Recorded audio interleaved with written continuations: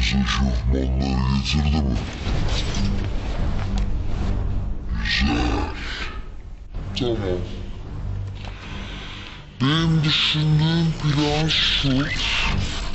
2 tane koruması var. En az 2. Çok sıkılar. Yakın dövüşmüyorlar. Haberiniz olsun.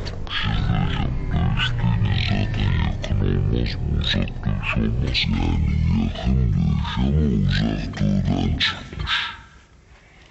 Ya bir dakika ne olur bir dakika bir dağıtmayın bir konuyu ya.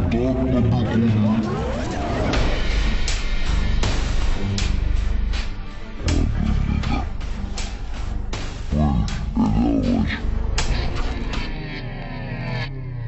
Bacım ne ya? Ya ne desin bacanak mı desin?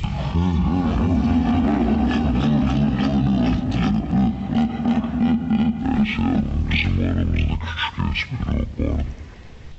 Devam ediyorum.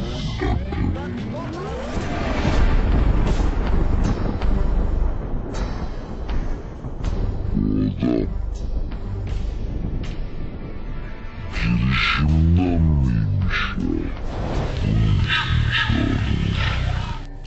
Nesini beğenmedin? Arkadaşım sen neyini beğenmedin? Çok kolaymış bu ya ben bilseydim rapor alırdım gelmezdim ya. Bana bak. Girişim hakkında ne biliyorsun söyle.